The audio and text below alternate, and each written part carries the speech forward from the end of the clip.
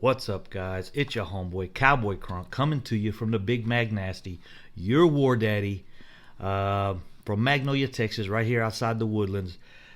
Hey, it's time to get the season fired back up, guys. I'm going to start this video off with a quote from something from Coach Parcells said back in the day, but this is actually something that he said when he was with New York. And what he said, I'm going to change it up a little bit, but what he says is, if I'm going to do the cooking, you got to let me buy the groceries. Now, if you guys recall him saying that was back when he was just taking over New York for the New York Giants, and he was wanting to get his players in. And he was saying, if you want me to coach this team, you got to let me bring in my players. Well, you know what? The Cowboys have done that. We've bought the groceries. Everything we need is in the refrigerator. It's in the pantry. It's on the shelf. Whatever you want to say. We bought the groceries. Now it's time for Jason Garrett to fucking cook something. And the shit he's been cooking has not lived up to the quality of groceries we bought. And that's just flat out. Some of it I think lies on the players. Some of it I think relies on coaching, and because there's too many players that aren't performing. And when that happens, I'm gonna give you two scenarios that let you know why it's the coaches. The first one is there's too many players. As I just said, there's too many players that aren't performing. You know, if we had 2 or 3 players that had just got contracts that weren't performing, that weren't getting the stats, didn't have the performance on the field, their names were not being called or said at all, that's a little different. But when we have multiple guys on multiple sides, both sides of the ball, on defense, on special teams, that we expected to perform, and we're not seeing that falls back on the coach. And that's where everyone is out on this Jason Garrett thing. The second reason it falls on coaches is when we prepare for the game, when the players come in, especially in the beginning of the game, the first thing those players rely on is everything the coaches have prepared them to do all week. So when Jason Garrett prepares this team and he organizes the offense and has them prepare a certain way, and the defense is preparing a certain way, and if they're not preparing the way Jason Garrett wants, he's going to go to that coach and say, hey, I need you to adjust this, change this, this is what we're going to do. This is the game plan for the week. When we come in for the game with the game plan for the week, and every game we've gotten down in the first quarter and then the second quarter, and we go into half down 21-3, down like we were against New Orleans, even though that game was relatively close and a much better defensive performance. Our offense has performed. We put numbers up, and we're not scoring, and the defense is letting us down. But the fact is, we're getting too far behind in the first half, and then players are having to take over and make adjustments. And players are able to go to coaches and tell them what they're seeing, or players are be able to make adjustments on the routes that the receivers are running. And of course the coaches see that too. They have they have 50 cameras there from every damn angle. They can see everything. They can see every play just seconds after it happens, and they can review those plays. And but we have players that are not performing. DeMarcus Lawrence, you guys know he's at the top of the list. The guy is ranked 51st in the league in sacks right now. He has 2.5 sacks. And another thing is, he's played every game. He hasn't sat out. He hasn't missed any snaps. He hasn't had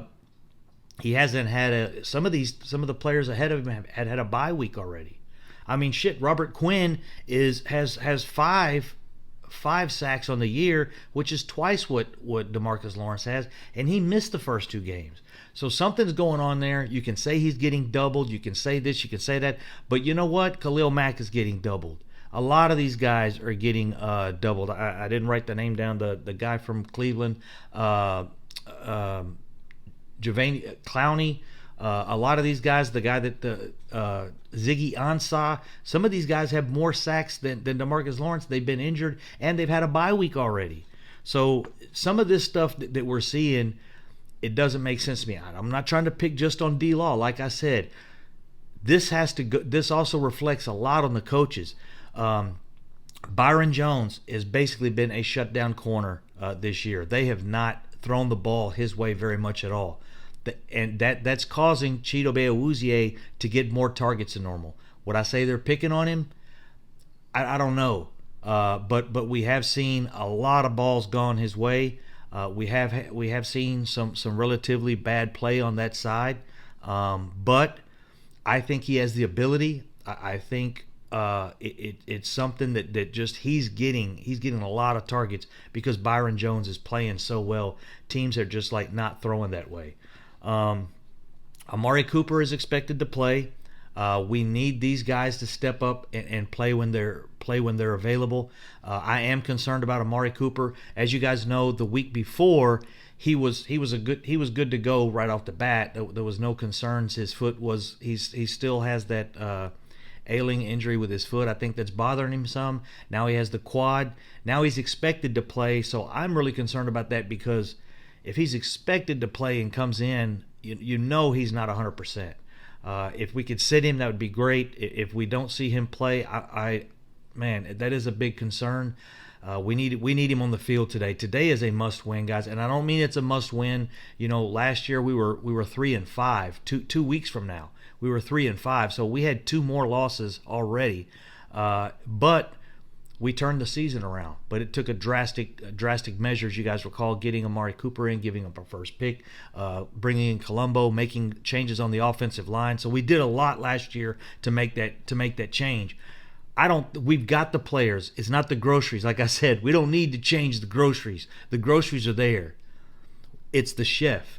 The chef has got to put this shit together, man. And if Jerry Jones and Stephen Jones are set on Jason Garrett doing this, he's got to do it now. And everything is there for him. Let's see. We're 23rd in turnover ratio. We're near the bottom of the NFL in turnover ratio. We are not getting turnovers. The great thing is we're not turning the ball over that much. If we had 2 more turnovers, we'd be the last team in the league. If Dak Prescott, or if we had a couple more fumbles, we're not fumbling the ball too much. We're not turning it over as far as interceptions that much. Dak has had his share, but he's not leading the league or anything like that. The thing is, we're not getting any turnovers back. Chidobe Awuzie missed an interception last week, hit him right in the hands. He did have to go up for it. It was a stretch. It was thrown pretty hard, so it was a ball that was thrown hard. It was at the top of his reach, so those are hard to get when you're trying to catch a ball that's flying at top speed with your fingertips. It's not like it was lofted or it had some heat on it. So, but it was a good play.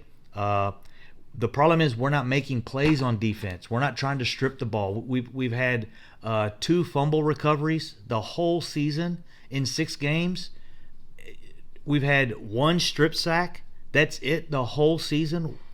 That's horrible, guys. We've got to create more turnovers. Like I said, the offense, we're like 3rd in the NFL on yards per game right now. The offense is performing. We're not putting the ball in there, and the reason it's showing up on paper like this is we get so far down by the end of the game, we're having to struggle. The coaches are just handing the ball over to Dak and say Dak. Now they go into rush mode, and Dak is having to run these different things, run these plays. Now we start running the offense the way we should in the first quarter. Play like we're 14 points down, like Dak said earlier in the week. We need to be playing like we're 14 points down.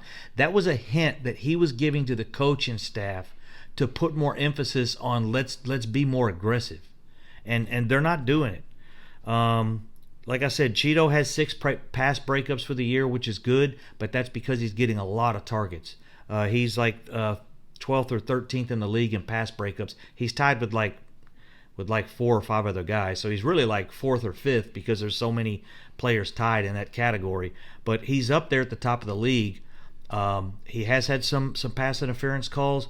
I'm not trying to call out certain guys' names. I love Chidobe Awuzie. He's athletic. He can get it done. I think he's just almost as good as Byron Jones. He's just a step or 2 behind.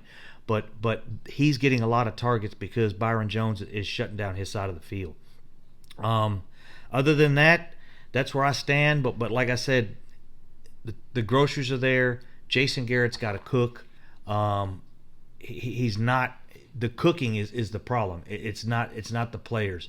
It's the preparation, and then we go into the game, and then we get behind. Then we have to make adjustments, and it's too late.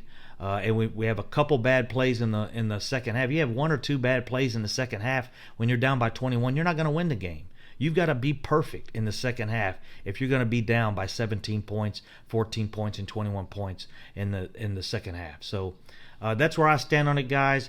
It is game day. I think we're going to get it going. Matter of fact, I'm gonna grill out today during the last portion of the game. I'm gonna get my cook on today. Just try to support Jason Garrett in turning this shit around, because that's where the issue lies.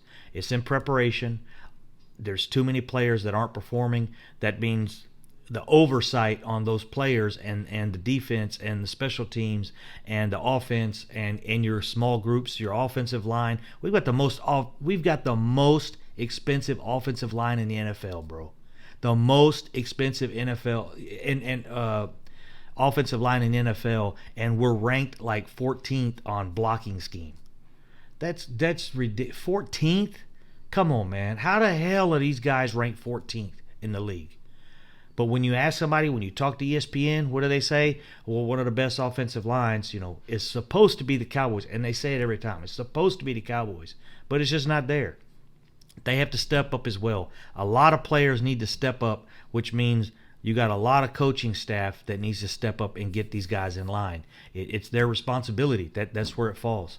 So, hey, I expect a good game tonight. I do expect the Cowboys to turn around. I'm not trying to talk super negative, but I think this is it. Jason Garrett, when he gets his ass in a hole, he always gets his ass out. He always finds a way to get out of the hole and turn the season around.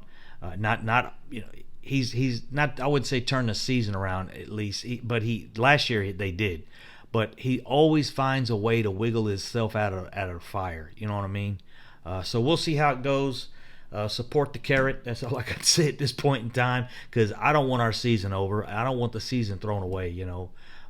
We either have to tank or we have to finish strong. So let's go Cowboys. Go get them Philadelphia Eagles tonight. I expect the Cowboys to win. I do expect us to be in first place in the division, be 3-0 in the division. The Phillies only 2-0. They've had their two division games. This will be our third. So I expect us to go 3-0 and in the division and be in first place after tonight.